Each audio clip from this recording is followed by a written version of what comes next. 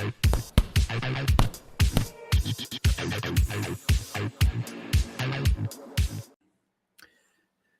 there, boxing fans around the world. Thanks for joining me once again here on Talk and Fight for another episode of Boxing News Today. And we're going to start it off as opposed to the breaking news out of the Olympic boxing world. We're going to start it off with a bit of news out of Creator Clash, my favorite topic this week, featuring a couple of young ladies going at it toe-to-toe this Saturday in Tampa.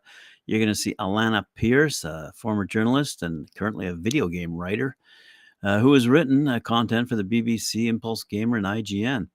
She's originally from Australia, and she's going toe-to-toe against Mika Midgett, who's actually a Twitch partner and has a ton of followers, and on both Twitch and YouTube, by the way, where she streams Nancy Drew, the Silent Spy. Now, you may be wondering, what does Tapology have to say about these two young ladies?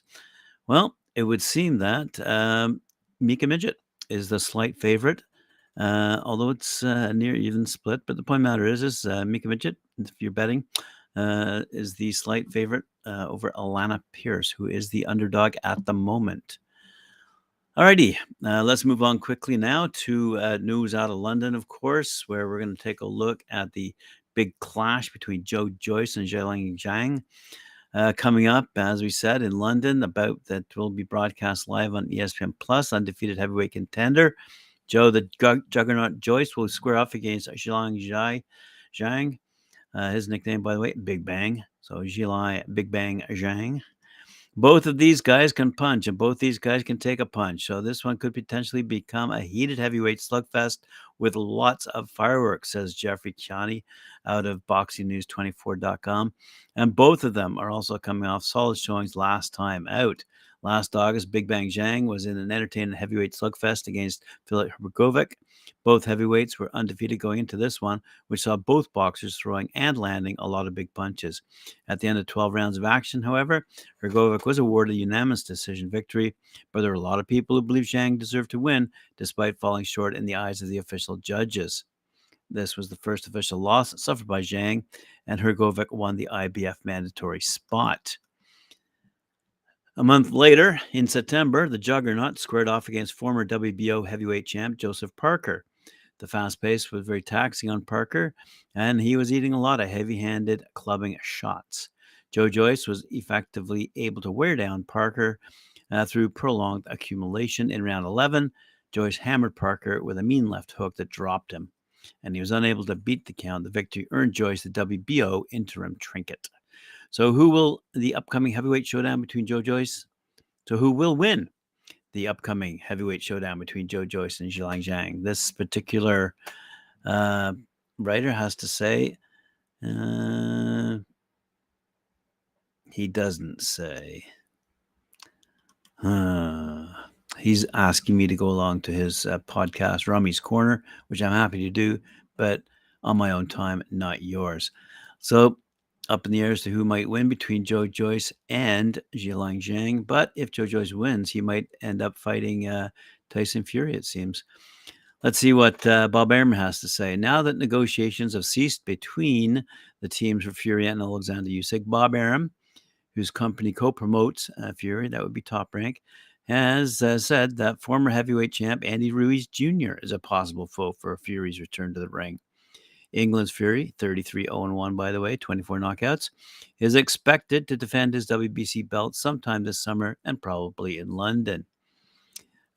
Joyce would be a possibility, continues Arum, assuming he gets by the Chinese fighter, because Tyson wants to fight this summer.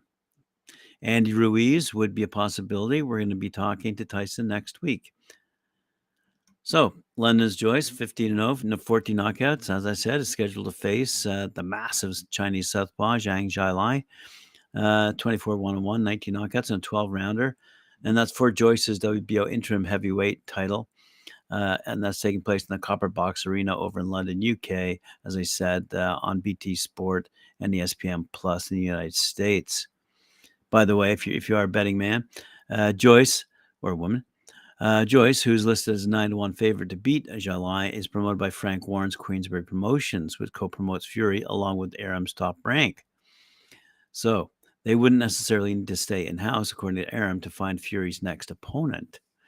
Ruiz, by the way, is 35-2, 22 knockouts, is still affiliated with Al Heyman's Premier Boxing Champions. But Arum doesn't consider that an obstacle that would prevent Fury from fighting Ruiz next. He said, if that were the fight we're going to make, I don't think I would stand in the way because we'd be offering Ruiz a big opportunity for a nice payday. Former WBC champ Deontay Wilder, by the way, is ranked first among the WBC's heavyweight contenders, one spot atop the second-ranked Ruiz. Fury stopped Wilder, 43-2-1, by the way, 42 knockouts, in the 7th round of their rematch and violently knocked him out in the 11th round of their third bout. Thus, there isn't much of a market for what would be an expensive 4th Fury-Wilder fight. Let's move along now to have a look at the women's division here. In a quick change of plans, it seems ESPN cites its sources indicating that Franchon Crews-Dezurn will actually be taking on Savannah Marshall in her next outing instead of what had been ordered, fight against Shadacia Green. Just a couple of days ago, the WBC had ordered Crews-Dezurn to face Green as a mandatory challenger, but they were apparently unaware that Crews-Dezurn had struck a deal to face Marshall on a June card promoted by Boxer. And that's a fight the WC is okay with for the time being. So for now, Green will lie in wait as the mandatory challenger for the winner of the Crews-Dezurn versus Marshall fight, with the option to take an interim fight if she feels so inclined.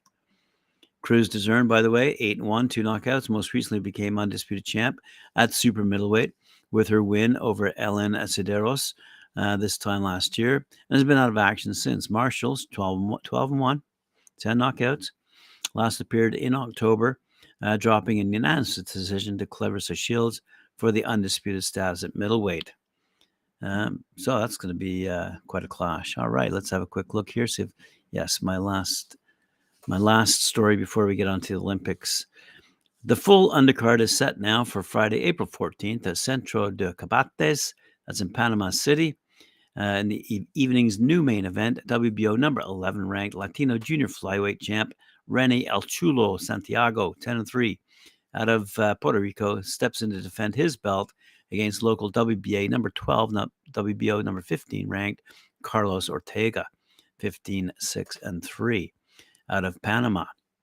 The 10-round fight will air live starting at 9 p.m. Eastern Time on ESPN Plus, that's in North America, and ESPN Knockout down in Latin America. The co-main event is a 10-rounder for the WBA Federated Centro Super Welterweight title as champion Derek Cuevas, 24-1-1. Wow. Out of Puerto Rico, faces challenger Damian Rodriguez out of Havana, Cuba, but living in Panama City. So some good fight action happening down south of us this weekend. All right. Moving on to, as promised, breaking news for the IOC and their ongoing struggle with the IBA. So as we all know, the Tokyo Olympics and the 2024 Games in Paris, the IBA stated that they've been suspended. The IOC has suspended the IBA from running the Olympic boxing tournament as well as the qualification events. In fact, being replaced by the IOC's own special boxing task force temporarily. But the IOC had no plans to continue that beyond the Paris Games, and boxing was left off the initial program for Los Angeles 2028.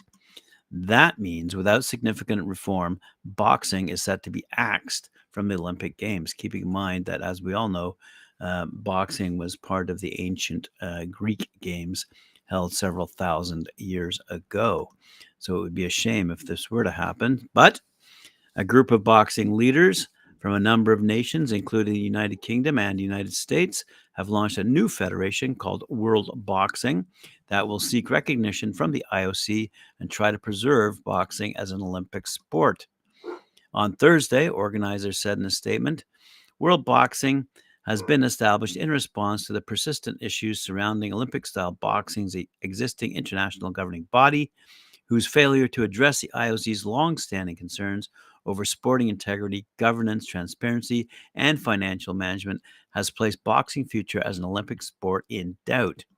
World Boxing will seek recognition from the International Olympic Committee, the IOC, and plans to work constructively and collaboratively to develop a pathway that will preserve boxing's ongoing place on the Olympic competition program. Ahead of its inaugural Congress, World Boxing will be led by an interim executive board made up of representatives from boxing organizations in Germany, Great Britain, the Netherlands, New Zealand, the Philippines, Sweden, and the USA. There'll be an athletes committee made up of 3 men and 3 women that will be responsible for representing the views of boxers worldwide and providing guidance, advice, and opinions to world boxing. 2 athlete representatives on World Boxing's interim executive board will be Olympic gold medalist Lauren Price from Wales and the USA's super heavyweight silver medalist Richard Torres Jr. Said Price. From being 8 years old, it was my ambition to go to the Olympic Games, and once I took up boxing, everything I did was focused on working towards that goal. To finally achieve it and then win a medal had been the highlight of my career, and even though I am now a professional, I do not think anything will ever match what I did at the Olympics. Said Torres, going to the Olympics is life-changing, and I cannot imagine a Games without boxing. It provides a massive platform for the sport and for the boxers. Without it, the boxers will suffer and the sport will be damaged, so something has to be done to make sure boxing continues to be part of the Olympic Games. Yeah, I did personally. Winning a medal for my country at Tokyo 2020 was the best moment of my career. To take that opportunity away from the next generation of boxers will be devastating for them as athletes and disastrous for the sport. It is absolutely vital that boxing remains part of the Olympic Games, and I'm going to do everything that I can to make sure that happens. Well, there you go, boxing fans. All the news fit to print today. Thank you for joining me. Appreciate it. Remember to like, share, subscribe, hit that notification bell. And we'll see you later on at 4 p.m. when I join Mike Orr and Cedric Ben for their show, Knuckle Up.